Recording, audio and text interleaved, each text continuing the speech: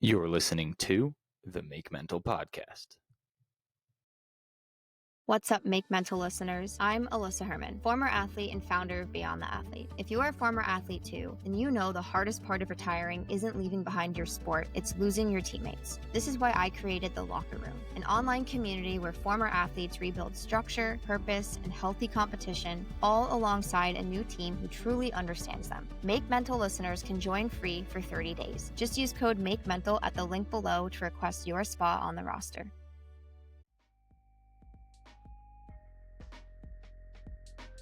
Goe Globel is a free-flowing technology company that handcrafts, embellishes, and manufactures garments and accessories.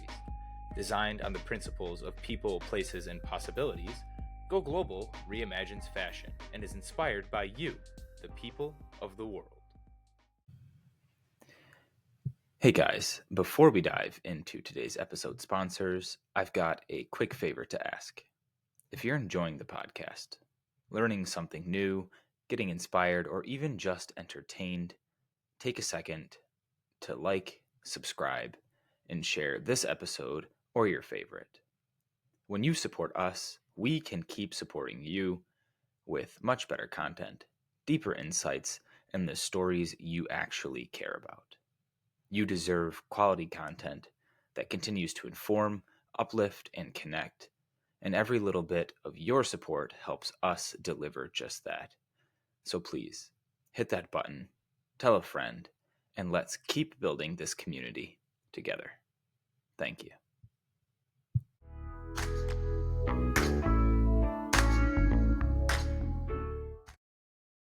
Hello again, beautiful people, and welcome back to yet another episode on the Make Mental Podcast. As always, Caleb Mundki here, and today we're honored to welcome Bella Griffin to Make Mental, a true embodiment of resilience and strength, both on and off the playing surface. She is a standout athlete for Tulane University's beach volleyball team, and she brings the same tenacity she honed as a dual sport athlete in high school. She's won too many awards to name, so we'll skip them all and just take our word for it. But I think as a red shirt in 2024 due to an injury, which we'll get into, she really has practiced a lot on her mental fortitude. Again, she's faced two grueling ACL tears there, and she's navigated the mental and physical aspects of those hurdles with unwavering determination. So we're excited to get how she has kind of grown as a human, as an athlete, and mentally. So we'll dive into her journeys, seeing how she's overcome those setbacks. Like I said, built that mental resilience and continues to inspire quite a few people. So thank you for taking a stab at the stigma of mental health through physical injuries here, Bella, and welcome to the show. Thank you so much for having me. I'm honored to be on it. Yeah, I know we were talking before this, and I always like to shout out the platforms that I found you on. So Morgan's Message on the mental matchup, as well as Hope for Athletes. Always a special shout out to Amanda. We love what she's doing over there. But for anyone who prefers a different style episode or maybe the written form, you can find some of Bella's story there. But I'm not going to send you away on purpose, actually. I'm going to ask you to stay here and listen to her story here. So Bella, is there anything I missed in the introduction? Maybe you want to list off some of those accolades so people really can understand how accomplished of an athlete you were coming into to some pretty tough injuries. Yeah. So as you said, I was a dual sport athlete in high school, kind of where it all started. I was an indoor athlete and a beach athlete, primarily focused on beach, but I was captain for my varsity team, was on the commissioner honors roll for my conference here at the university, and I was on the dean honors roll last year. But yeah.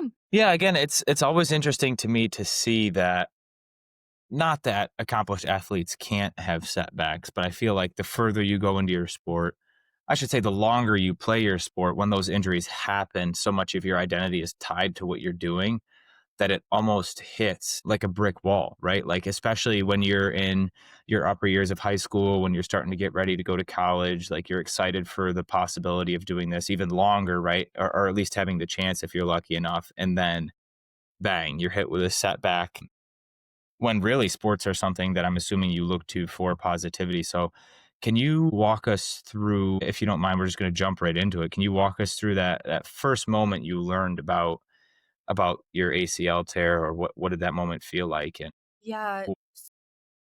For sure.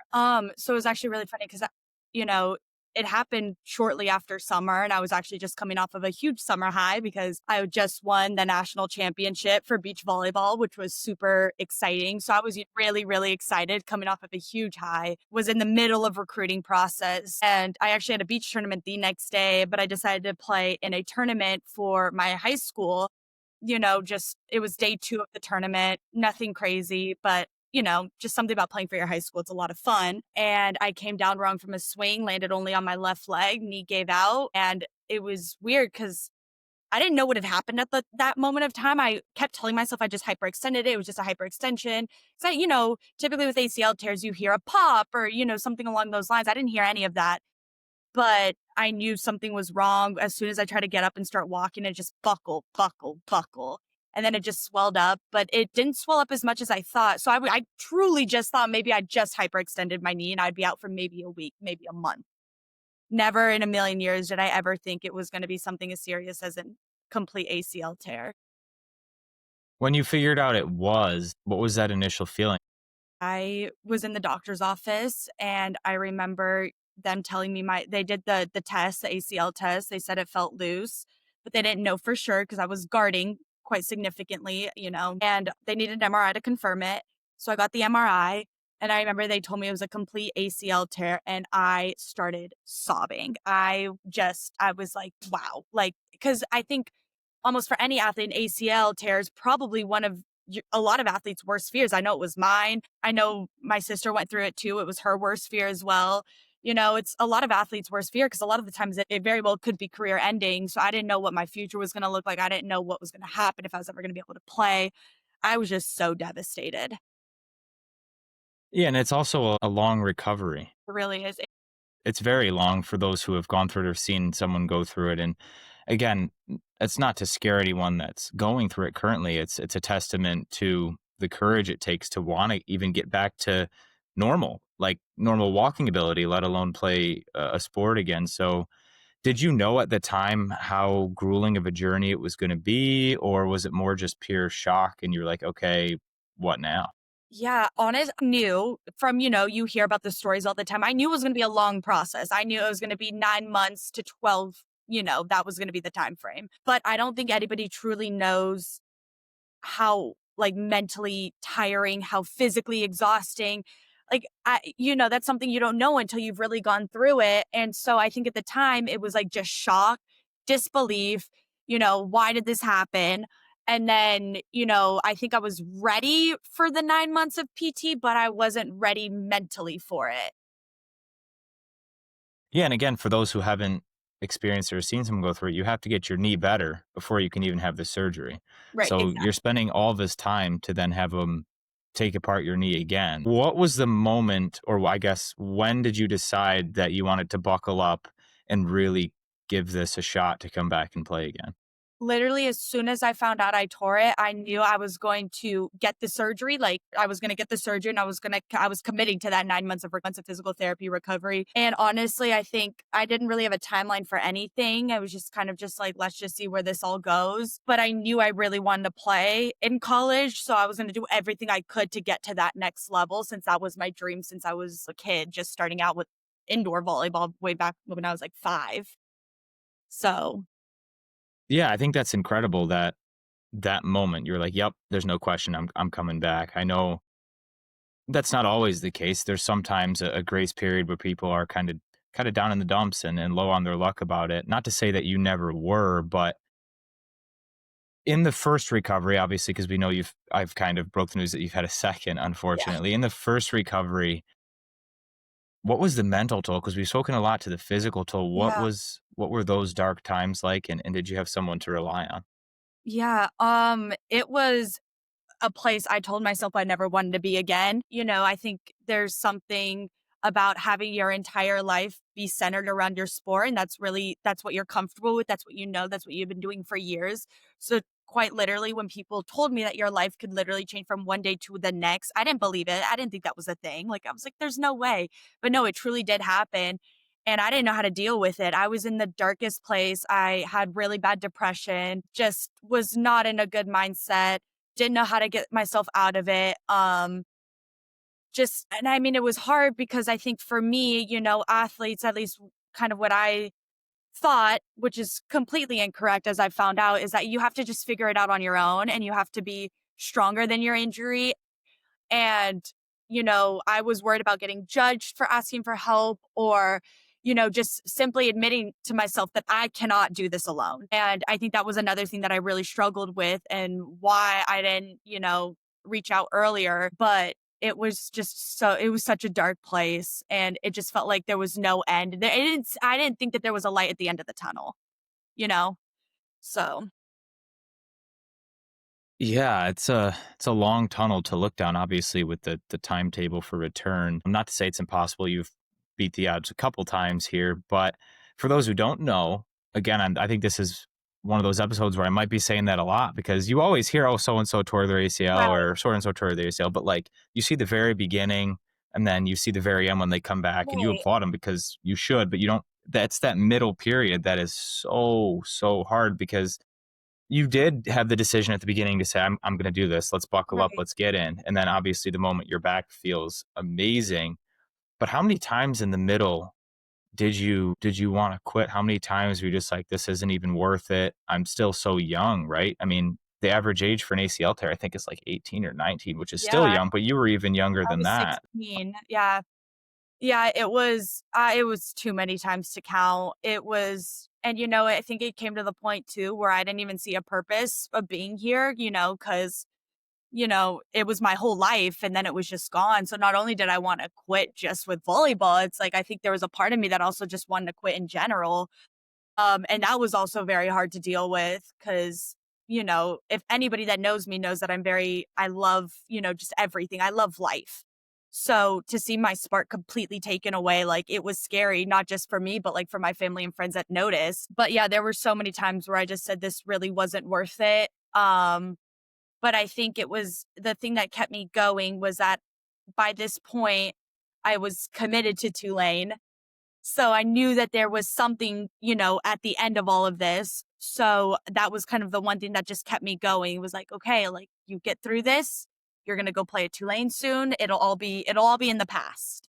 So I kept thinking onto that. I kept holding on to that idea. But yeah, it was just, I wanted to quit, I think countless times. Yeah, well, thank you for your vulnerability there and kind of opening up. And we're happy you decided to push forward. Me And I know that people who know you are, I don't even have to ask them, but too. injuries in general, especially ACLs, can be such isolating events. I mean, you're able to go to the games, coaches and your teammates do the best they can to make you feel involved, which I assume sometimes is kind of like, okay, guys, like stop. Like, really, like I know you want the best for me, but it's like you don't need to baby me for it. Uh, when teams come up to practice, you're in the training room. When teams go to away games, sometimes in the collegiate level, you don't get to travel with them. When there's team meetings and you can't make it, coach isn't begging you to be there, like you miss that feeling. What did you do aside from, again, like I mentioned, your teammates trying to do their best? What did you do to create community or meaning for yourself? And I Yeah. guess we'll speak to both recoveries now. Yeah. Honestly, as crazy as this may seem or funny, my physical therapy actually really helped me out a lot. It really felt like my second home there. And I genuinely did enjoy going to physical therapy because there were just so many amazing people that worked there that just made the recovery fun, so much better. Just felt like I was so less alone because they've seen it, and they've helped people get through it. And there were other athletes that I bonded with at PT that also were going through the exact same thing I was going, almost to a point where our surgery dates were maybe a couple weeks or even a month apart. So we were going through it together.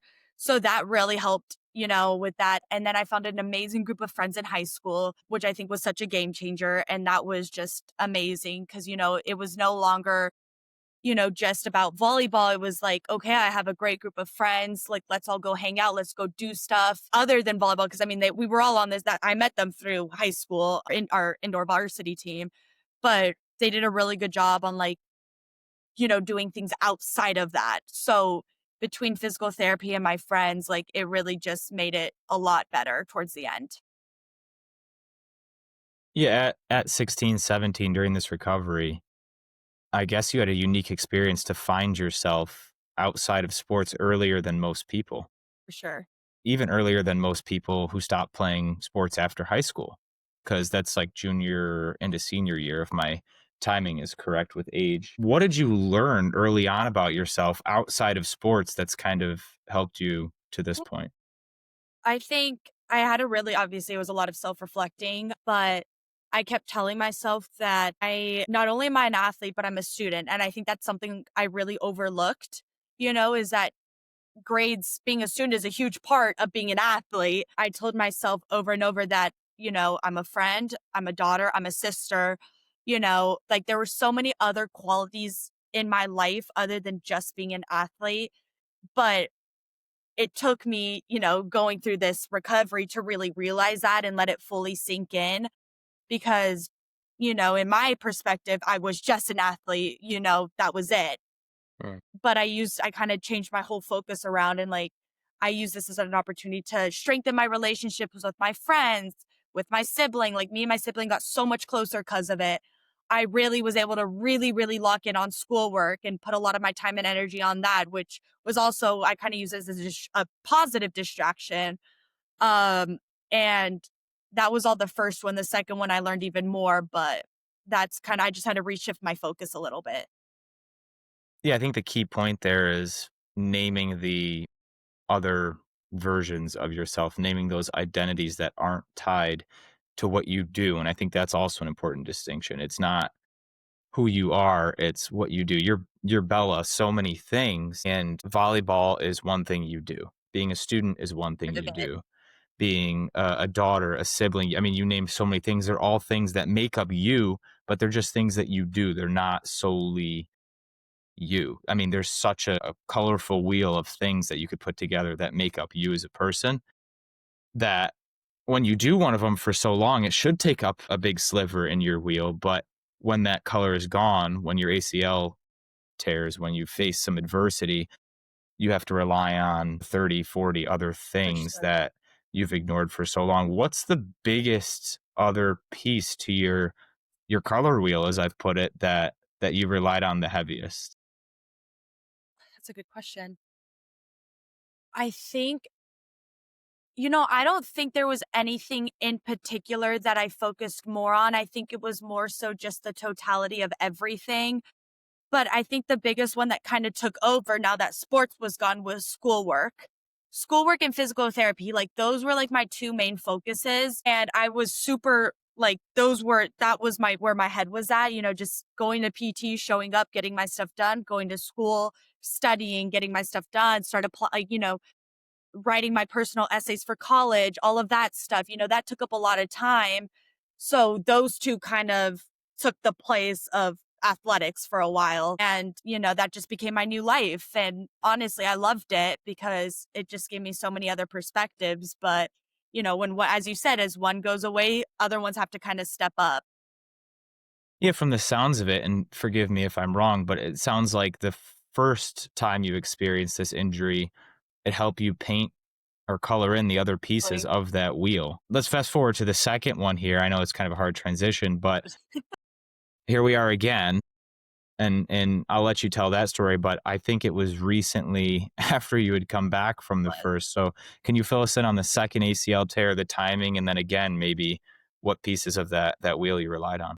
yeah. So I believe I got cleared, fully cleared from PT 9 months after. So that would have put me around June of 20 what year was it? My senior 2023, I believe. Yeah, no, 2022, excuse me. Went into 2023. So yeah, it was June of 2023 is when, or 2022, excuse me, when I got cleared. And I was back. I was so excited, back full throttle, started hitting it hard, doing all my workout stuff I was doing. And it was feeling good for sure. And then it was December of 2022. I was just, normal routine practice before school. Cause I would typically do my practices before school every now and then. It was just before school, didn't think anything of it. I was playing with some adults at my club, so I was having a blast. Never did I think that day would completely change, but it was a redirection. I was going one way, had to turn, go to the other way, and my knee popped. to a point where my coach heard it on the other side of the court. Mm. And I just knew. I just collapsed because, I just knew. I was like, here we go, round two. And I called my dad right away and I was like, hey, I hurt my knee. And he goes, what happened? I was like, it popped. And he goes, all right, we're going to take you to the doctor. So here we go. And all over again, back to square one. And it was frustrating because all that hard work to get back to where I was down the drain was what it felt like. And I actually called one of my massage therapists, who's been like a mentor to me my whole life, essentially. He told me, and this stuck with me, and he said, you can throw yourself a pity party, quote unquote, for about one day. Cry all you want for one day, and then that's it. And honestly, that phrase is like, maybe it sounds a little harsh, but for me, that actually, I think that helped. It helped me snap out of it real fast and not let myself feel bad, like not let myself feel sorry for myself, and just knew that I gave myself one day and it was time to get to work again. Yeah, I think that's super admirable. And I think I've heard that quote before, to be honest. I think a lot of professional athletes use it. And I think it's Sure. it's something along the lines of do something good, like win a championship, Right. celebrate for a day, back Right. to work. I Back heard to it work. from Tom Brady, but he was saying someone else said it. So here we go down the line. Right. Down the We'll have to line. find out where that's from, but we're just gonna say Bella said it. There we go. It's Bella's go. No, can't do that. But it's win and then celebrate for a day, back to work. Right. Back to work. Lose, face an injury, feel it, right? You need to get For that sure. out, You but have to. then get back to work, right? Right. And that You have work could to let look yourself different. feel For you, the work the first time was schoolwork. It was it. learning more about yourself. What was the work the second time now that you've had this experience and kind of know who you were? Honestly, it was the same thing, just PT, let's do PT again. But I think something that I didn't do as much the first time that I did the second time is that I started working out a lot. I literally, a week after surgery, I was in the gym hitting upper body because I told myself that if I'm not able to work my lower body, this is a great opportunity for me to work my upper body. And it helped me stay such in a positive mindset because even though I was working on my lower body in PT, but I was also able to still work out and get the endorphins flowing and be able to work out my upper body, which actually ended up paying off after I got cleared. But that was another thing that I added to my, as you said, colorful wheel was I just started working out, and it really helped me mentally because it still felt like I was doing something somewhat sports related, but not sports related at all. Not volleyball related, I should say, at all. Yeah, and I think it's interesting that I drew a comparison. We had Chandler Cassidy from University of Hawaii volleyball as well. Right. Beach, oddly enough, Beach. We got to see if there's a statistic there for ACL tears, but she had torn hers as well and shared her story on our platform. But the thing I think I noticed is both of your abilities to almost compartmentalize and say, okay, it happened. We can sulk about it some days, but we also need to get back to the gym somehow, right? You don't want to lose that identity completely. Can you speak to that for a little bit? And on the days where you don't want to go to the gym, like you do, but you're just like, I can't, I just Right. want to play volleyball, but I have to do something. How do you drag yourself out of bed in the morning and say, this is going to be tough, but I know what comes at the end? Yeah. Honestly, I just kept telling myself that this was going to pay off. That was just something I kept telling myself, like, what you're doing now, all this hard work that you're putting in now will be noticeable when you're able to play. And I kept telling myself that, when I started lifting upper body, I told myself that this would help me with if I had any shoulder problems in the future, like I'll be stronger that way. So I'll be less likely to have shoulder problems, my upper back will be nice and strong. So that'll kind of help everything else. That was something I just kept telling myself that all of the stuff that all the work I was doing was just all going to pay off in some capacity. I didn't know what it looked like yet, obviously, because there was going through a physical therapy 3 times a week. I didn't know what it was going to look like yet, but I knew that it was going to pay off eventually. And so on the days where I really didn't want to go, I told myself, Bella, like, you're going to feel, I told myself too, you're going to feel a lot better after you work out, because you always do. Once you get your endorphins kind of flowing, I told myself, go work out. You're going to feel better. You're going to be productive, and it's going to, it's going to be hard, but it's going to pay off in the end. And you're going to look back and you're going to be proud of yourself that you did it. Yeah, it's all about perspective for your story specifically. It's a theme I've been noticing. Tear it the first time. All right, I want to get back. Let's do it. Let's rely on my community. Let's figure out who I am outside of my sport. Second time, no change in perspective there. I want to do it again. Let's get right back to it. But this time, I know that I need to work out while Right. I'm going through it. I've had that experience for better or for worse. Now Right. that you've gone through it twice, what is one thing? I guess this is a twofold question. What is one thing you've changed from ACL tear one recovery to ACL tear two? And then looking back at both, what is one thing you wish you'd done that you didn't? Okay. Regarding the ACL tear 1 to ACL tear 2, I think the biggest thing was I got help as soon as I heard it. I didn't wait around. I told myself that I never wanted to be in the same place that I was for ACL tear 1, never wanted to be back in that really dark place. So I got help right away, and I just started talking to, like, just even talking to, like, my mentors or my PTs, which is something I did not do ACL tear 1, was so helpful because if I had a bad day, I can just let them know and they weren't gonna judge me for it. They weren't gonna say anything. If anything, they were gonna help me out with it, and be like, "Look, like, your feelings are completely valid and you should feel that way and let yourself feel that way, but there is a light at the end of the tunnel?" So just being able just to talk to people about it was really helpful. And then back your second part question to the question is that I wish I would have reached out sooner than I did and not have this idea that I'm going to get judged for it or that people aren't going to want to listen to me or that I'm going to be told you're an athlete competing at a decently high level. Like, you're going to be fine. There's other athletes that have it worse. That was another thing. And when I realized, with my second ACL tear, that that's just not the case. That was the one thing I told myself is that I should have done it for ACL tear 1 and not have been afraid or scared or like let other people let my decision of what other people will think dictate what I did and didn't do. Yeah, a lot of beautiful pieces of advice in your response. We appreciate that. And also a lot of beautifully dark things to kind of explore. And by dark, I mean scary or unknown, not necessarily bad. So if we can take a look into those for a minute and just exist there, one is, what was this innate feeling that you had that I had to do this alone? Even though you've known people who have torn their ACL before, do you know where that sense of I need to do this alone, don't complain to anyone came from?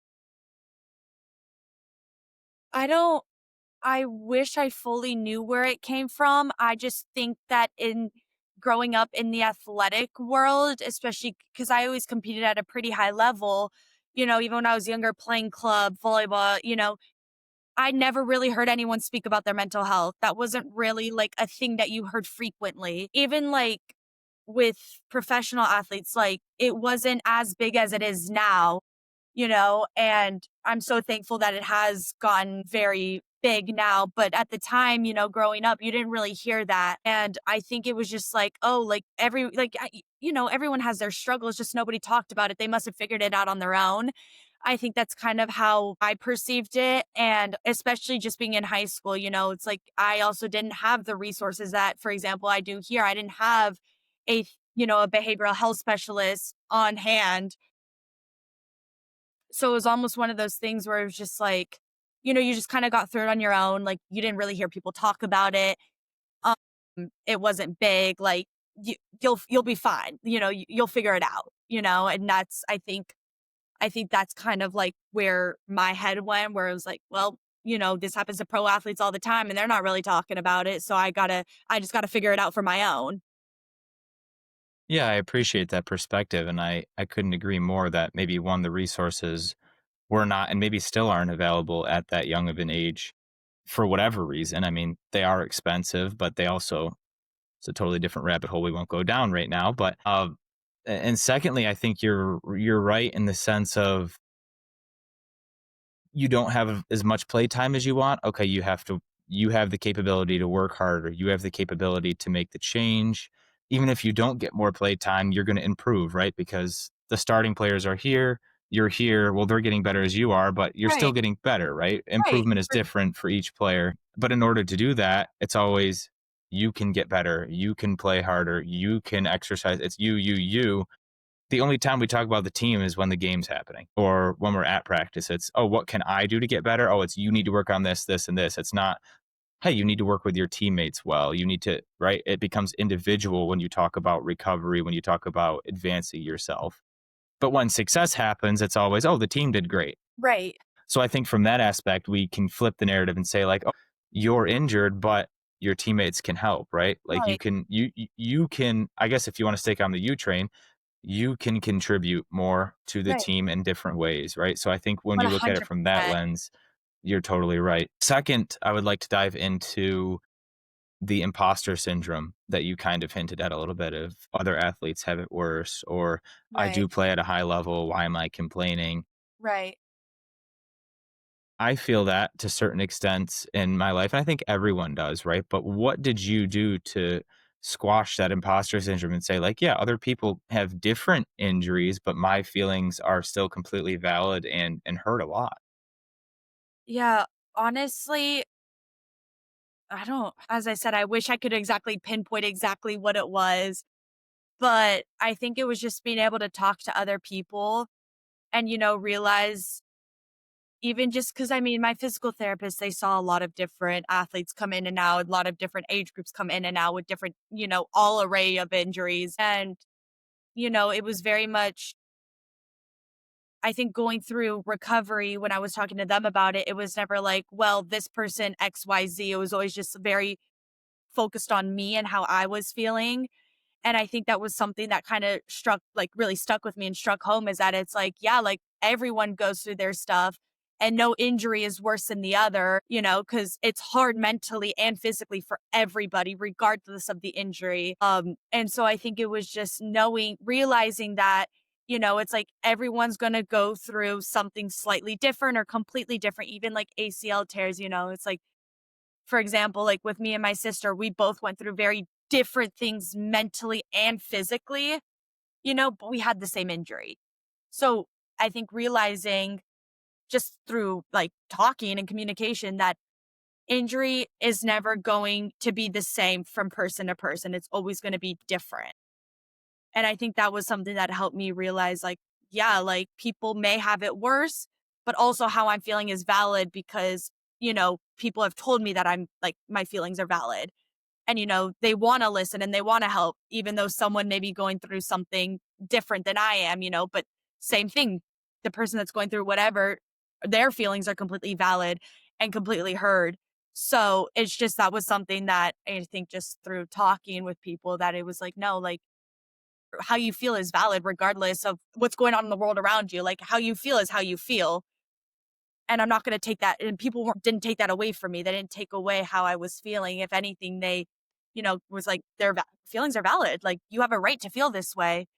So I think that really, really helped kind of squash that imposter syndrome.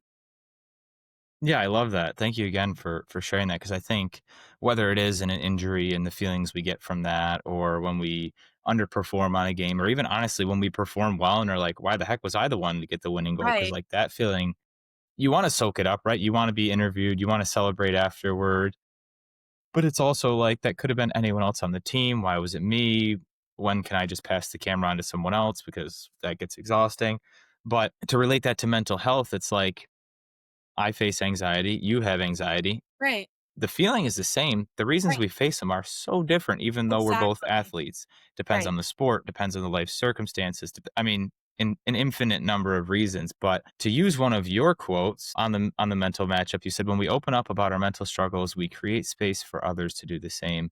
Struggling together builds a community of strength, not shame." I think that is such a wonderful quote. Can you speak to why you decided to share your story on so many different platforms to start to build Yeah. a community? Well, you know,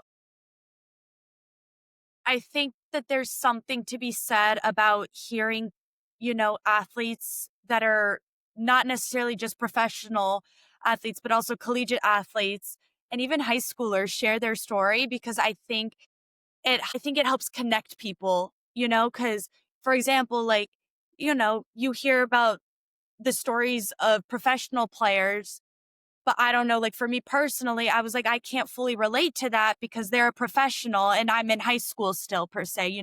Although what they said, like great information and really stuff to think about, but I don't know for me personally if it felt super relatable, but being able to share it, to other people that are somewhat around my age where maybe they can't feel like, stories are super relatable. It's like us collegiate athletes, we go through it too. And, you know, we've, we're there, like we've done it, and it's just not something that anybody should ever have to go through alone.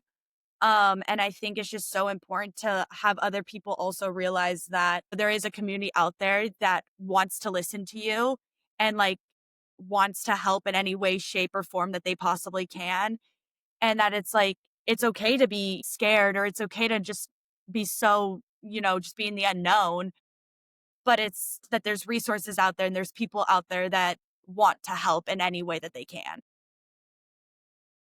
Yeah, I love that. And I think the point there is the more people that share their story, the more people can understand each other, right? Right. I mean, Fully. whether we like to or not, we idolize people we look up to, For mostly sure. professionals. I mean, and across all industries, right? There's always that pinnacle, that one person who you're like, you see yourself in, but you're like, I'm still so far away. I want to get there. And then they get injured and you feel bad for them, or they go through something and you feel bad for them, but you don't feel bad with, you can sympathize, Right. you just can't empathize with them. Right. So when people like you share your story, it feels not that professionals don't feel inauthentic because their Of course story not. is completely valid, Right. but they just seem For sure. so far away, like you Right. said, like so Right. far removed from the everyday human. But they share their story and they can relate with other professionals. So they Exactly. definitely need to do that. But I think you're right. It is so important that at lower and lower levels, in terms of the professional status down to semi pro, collegiate, and so Right. forth, we do have to continue to share our story to create an authentic community for ourselves. Because like you said earlier in your story here, no one can take away how you're feeling, just like we can't take away how the professionals are feeling, but we also can't always feel what you're feeling. Right. And it's not because it's not true. It's not because it's not real. It's just because it doesn't hit home Right. for us. So when we have someone like you that comes on, shares their story on a platform, it means the world because someone out there needs to hear it and they can relate to it so much. And are like, oh my gosh, someone at the same level as me, someone at the level just above, just someone who feels like me, Right. knows what I'm going through, creates that sense of community that we need. That again, it's your hope. No one has to go to those dark places and feel isolated, feel like an imposter, tackle the challenges alone. I mean, this is probably the worst reference to use with an ACL tear, but you walked so they could run. Right. I No, literally but walked. to kind of wildly off topic, but I couldn't help but thinking I play at a random co-ed adult beach volleyball league, and it is incredibly hard. It is. Like you think you could be athletic and play volleyball, true, if you don't count all the rules, but like the ball can't spin, you're diving in the sand. The sand is harder to hit in. Standing in itself is just difficult. The net's like this high at one point, but if you're down in the sand, it's this high. Right. Like it's absurd, It right? is. How much recovery, obviously for sports in general, but for specifically volleyball, when pretty much the main thing is to jump and hit. How much recovery is that for a knee twice? Yeah. So I am very fortunate in the sense that we have an amazing staff that's, willing to help all the time. And they they know my medical history. They know I've gone through 2 ACL tears and then a correction surgery. So, I do like massage, deep tissue massage. I'll do ultrasound. I'll do red light therapy, needles if I have to, stretches. And we're really fortunate that we have a PT on staff. So if, I ever was having knee pain, knock on wood, haven't had it since, but, if I ever was, I could always go to the PT clinic and get some exercises in. We even have like blood flow restrictions. We have a lot of really amazing resources available for recovery, Normatec boots, the game ready machine. We have Thermex, we have a lot of access to a lot of things. So it makes recovery really easy, but it's also comes down to the athlete themselves as well, just to be diligent about it. Because, there's been times where I've been feeling great and I kind of neglected rehab, but it's so important even just to hop on the Normatec boots for 10 minutes, just do something. Yeah, I noticed all of those were not bad, just all physical Right. preparation. Do they do anything for you mentally, or what is the mental preparation for this? Yeah. Because there's got to be some fear of re-tear there. Yeah, there definitely is. I remember being so scared to hop back on that court and to start playing because I kept telling myself, what if that same move that I did, the change of direction is going to tear it again? Luckily, it hasn't happened. God forbid it does. But, we have an amazing behavioral health team on staff here at the university that we can see whenever, however Mm. often, and they're always there for whatever we need. Like I spoke to them quite frequently when I first got here, especially going through rehab and everything, just being scared of what if. And that it was just really eye-opening, just some of the things that they said. And just I remember feeling at peace at myself and being like, you know what? Like it's okay. Like really trusting just everything that I've gone through and knowing that everything that I'm doing is putting me in the right direction to be pain free. Yeah, it's incredible that you have that resource available. And if you don't mind me asking, what is I guess, the main piece of advice that that therapist had given you to kind of to put your mind at ease for someone who might not have complete Yeah. access to that yet? I think for me, the biggest thing was just learning how to trust myself, learning how just really just trusting. And I know it's kind of cliche or whatnot, but it really is true. Like, if you don't trust yourself, if you don't trust the doctors that did the surgery, if you don't trust the physical therapists that are putting you through rehab, if you don't trust your body, if you don't trust the exercises, like there's always going to be a mental block. So, I think just them really just telling me, like, you have to just trust it. Because structurally my knee was great. There was nothing wrong, structurally everything's perfect. So, just trusting that. So that came down to the doctors, trusting all the exercises, all of the PT I did, trusting that that's going to put me where it needs to put me so I could be able to still compete. Yeah, that was like the biggest thing is that really just learning how just to trust the whole journey and process because it's a really scary thing. And I think there is a lot of untrust there because, what if, this happens or what if this didn't work fully or what if. But it's like, honestly, don't think about the what ifs. Think about all the positive things you've done so far and how like much something they told me was like, think about how like where you started to where you are now and think about how much your knee has progressed and gotten stronger. Like that in and of itself says everything it kind of needs to tell you, like you're trusting the process and you're getting stronger in it. So don't be scared. Just keep trusting it. Yeah, I like that a lot. Thank you for that piece of advice, and for those people that needed to hear that. That if it's resonating with you, it's there. It's resonating for a reason. But to break it down even more simple, and I guess take it out of athletic terms, it's like this is oversimplified, so it's not completely like this, but Right. it's like that scary math test that you can't No, it get the really is. question right for. You're so scared to sit down for it, thinking you're going to fail. All this negative self-talk that you forgot the 10,000 times you studied the question, Right. the Exactly. 10,000 times you already failed and worked yourself to the right answer. And again, to put that to athletic terms, it's all the days you went to PT. Like you said, it's all the doctors who did the reconstruction. It's all the times you went to your behavioral health therapist and worked on it. And you really just have to, like you said, trust and have confidence that when the moment comes, you're there for a reason. And the results are the results. And 9 times out of 10, they're better than you expect. But 100%. you have to be at peace with that one where it might not be Right. right. And as soon as you hit that point, I think that's when your mental resilience is at its strongest. Like, hey, 90% of the time we're going to do this. We're going to be awesome. We're going to be great, but there's always a chance, right? And For sure. okay, I know what happens now in that 10%. And it's really small percent. So let's go out It there. is. Let's take the chance and whatever happens, happens. And we know how to deal with it. And I think that is such a hard place to get to. So we commend you for being there or very close to there. We're not going to tell you where you are in your journey and you don't have to tell us. But is there anything else you wanted to share here about what you've learned about yourself, about what it takes to come back from not one, honestly, not even two, but three different procedures and what it looks like from I guess the sport community?